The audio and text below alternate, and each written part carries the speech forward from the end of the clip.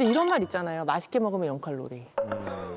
네, 뭐라고요? 아, 나 진짜 이런 얘기 막 옆에서 아니, 한 대씩 이게 쭉 할 때마다 맛있으면 맥이 아니, 빠져요, 막. 화정이 언니가 맨날 그래. 맛있게 먹으면 0칼로리라고. 어떻게 0칼로리가 됩니까? 아니 근데 난 그 말이 맞다고 먹었는데. 봐. 아 진짜 맞다고 봐. 맛과 칼로리는 그냥 분리되어 있는 거라서 이거의 연결고리를 만들기 쉽지 않죠. 칼로리가 높아야 사실 이게 맛있을 수가 있어요. 그죠? 왜냐하면 그 저희가 진화론도 얘기했지만 맛있다는 느낌이 왜 필요할까 생각해 보면 선생님 그만하세요 선생님들. 선생님들이 그만하세요. 그걸 자꾸 먹게 하려는 목적으로 생긴 그런 네. 느낌일 거라고요. 이게 생존입니다. 그러니까 그게 왜 자꾸 먹게 만들어야 되냐면은 칼로리가 높아서 에너지를 보충할 수 있으니까 맛있게 느끼도록 되었기 때문에 다 생존이에요. 단맛. 맛있다라는 기분이 드는 건 칼로리가 있기 때문이죠. 얘기가 별로 안 통하네요. 예. 사람의 마음을 예. 좀 들여다봐야 되는 그러니까. 문제네. 이거 진짜 맛있게 먹고 살 안 찐 적 많거든요. 예. 아니 실제로 맛있으면 0칼로리를 지지하는 연구 결과가 있어요. 이거 봐 있다니까. 아, 영은 내가 아닐 있을 줄 겁니다. 알았어. 어떻게 0이 됩니까? 그러니까 0이냐 아니냐가 중요한 게 아니라 네. 즐겁게 먹으면 네. 영향을 덜 주는 거냐 이게 중요한 거잖아요. 그렇죠. 그렇죠. 그래요. 실제로 그렇다는 연구 결과가 있습니다. 진짜요? 네.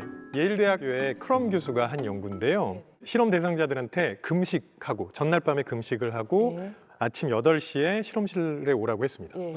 그다음에 380칼로리짜리 밀크쉐이크를 마시게 했어요. 네. 근데 처음에 왔을 때는 거기에다 뭐라고 붙였냐면 입안의 호사, 당신이 누려야 할 쾌락 이렇게 라벨을 딱 붙여놓은 거예요. 네. 그러니까 이거 먹으면 칼로리가 진짜 막 엄청나다는 그런 얘기잖아요. 그걸 먹게 했었고요. 일주일 후에 다시 오라고 했을 때는 건강 쉐이크 이런 식으로 붙여놨다는 거죠.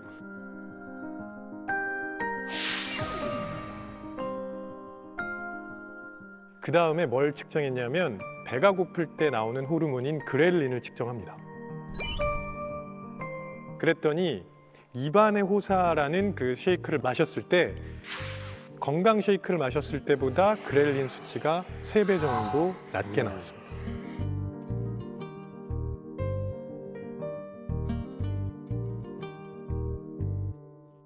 그래서 어떤 생각을 가지고 먹느냐는 굉장히 중요해요. 네. 즐겁게 먹는 게 그래서 중요한 겁니다. 무슨 얘기냐면 결국은 우리가 어떻게 생각하느냐에 따라서 우리의 신체가 만들어내는 호르몬 반응도 달라질 수 있다는 거죠.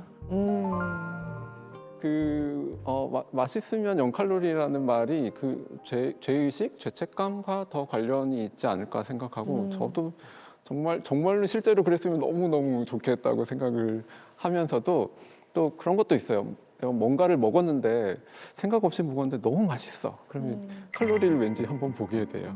우리가 칼로리는 맛을 재는 단위라는 말도 있잖아요. 그래서 이렇게 맛있으면 분명히 뭔가가 들었어 라는 생각이 드는데 맛을 재는 단위다. 근데 이게 좀 전에 얘기한 죄의식이 저는 되게 중요하다고 보거든요. 보통 이제 칼로리를 우리가 수치로 확인을 하다 보니까 도움이 되는 부분이 분명히 있어요. 이게 어느 정도인지 이렇게 확인하고 도움이 맞아요. 되는 부분이 있는데 잘못하면 그 숫자에 집착하기 시작하거든요.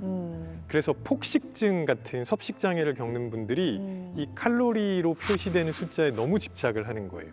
그게 상당히 큰 부작용이죠. 그래서 그 수치 보면서 아 내가 이 정도 먹으면 안 되는데 이렇게 자꾸 죄책감 가지고 죄의식 느끼니까 폭식하고 다 구토하고 이런 게 반복이 되기도 합니다. 아마도 그렇게 저희가 세상을 숫자로 평가하게 된 게 물리학이 이 사회에 끼친 해악 중에 하나일 거예요. 그러니까 원래 물리학이 성공을 했던 이유가 세상 모든 것을 측정하고 숫자로 바꾼 다음에 그 숫자에 대한 완벽한 예측을 할 수 있는 학문으로서 성공을 했고 그 방식을 사회뿐만 아니라 여러 과학 분야와 학문 분야에 썼을 때 아주 성공적이었기 때문에 우리가 지금과 같이 이런 정말 16세기와는 다른 문명을 만들긴 했는데요. 근데 문제가 이제 물리학의 그런 방법이 지금 우리가 이야기하고 있는 무엇이 아름다운 것이고 무엇이 비만이고 무엇이 행복한지 이런 데까지 써도 되는지는 확실하지 않은데 숫자로 쓰는 순간 바로 비교가 되잖아요.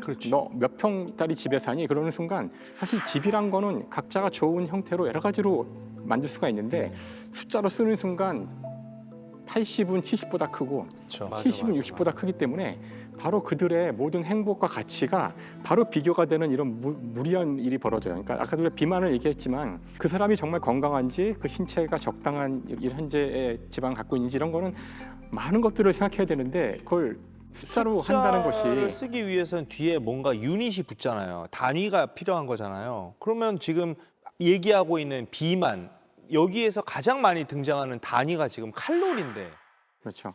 이것도 혹시 물리학에서 저지른 아 그거는 아니고요. 사실 물리학자가 보기에는 정말 칼로리 짜증나요. 아 그래요? 그러니까, 아니 그러니까 난 그 단위를 얘가 얼마나 몇 칼로리인지 이거 측정하는 방법도 난 궁금하고. 일단 칼로리라는 거는 기본적으로 에너지의 단위예요. 아, 살찌는 단위가 아니고요. 에너지라는 거는 난 살찌는 단위인 줄 알았어. 맛의 단위. 그렇게 오해가 되는데, 그러니까 이게 열량에서 온 단위인데 결국은 이게 에너지거든요. 그래서 물리에서는 에너지를 기술하는 그 공식적인 단위가 있어요. 표준 단위가 있어요. 마치 길이를 잴 때의 가장 공식적인 단위는 미터거든요. 근데 다 아시다시피 미국에 가면 미터를 쓰지 않고 마일 같은 거 쓰니까 되게 짜증이 나거든요. 그래서 하나의 물리량에 대해서 여러 단위를 쓰면은 이걸 변환해야 되기 때문에 짜증이 나는데 똑같은 문제가 바로 칼로리에 있는 거죠. 원래 물리학의 공식 단위는 주울이에요.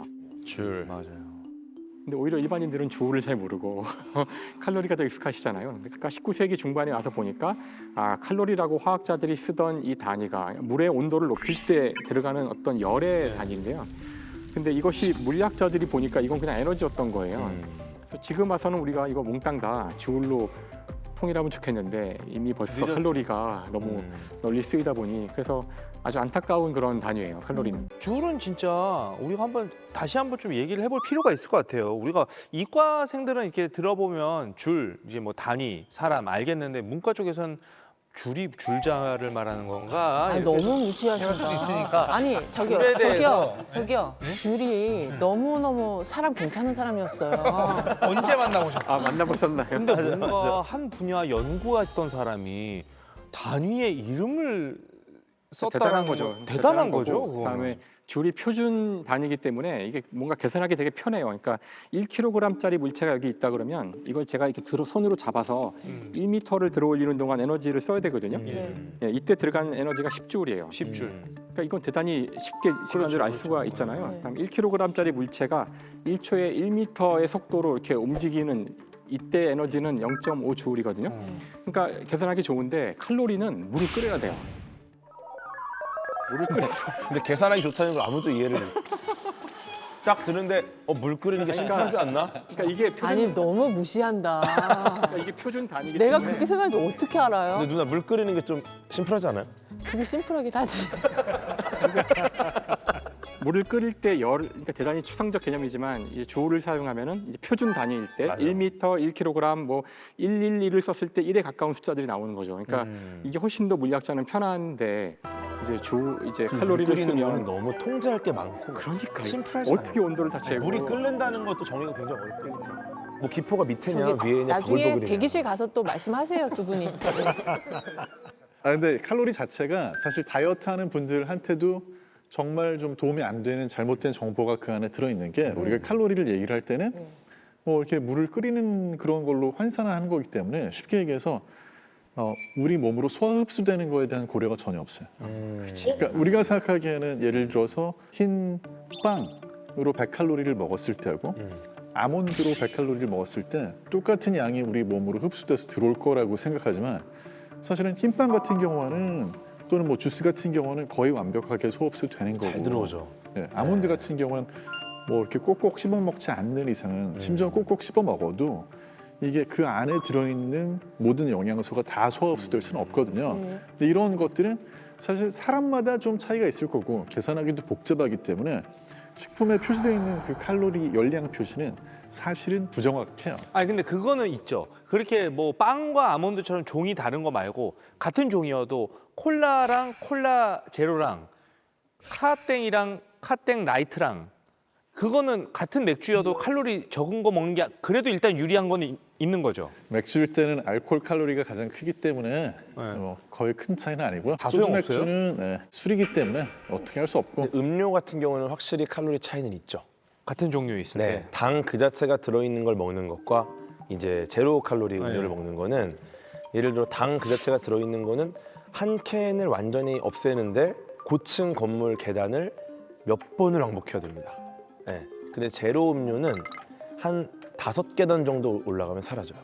진짜요? 그 정도로 차이가 커요. 그러니까 이왕이면 제로 먹어야 돼. 근데 이제 문제는 예를 들어서 칼로리가 적으니까 이거는 100인데 이거는 뭐 4밖에 안 되네?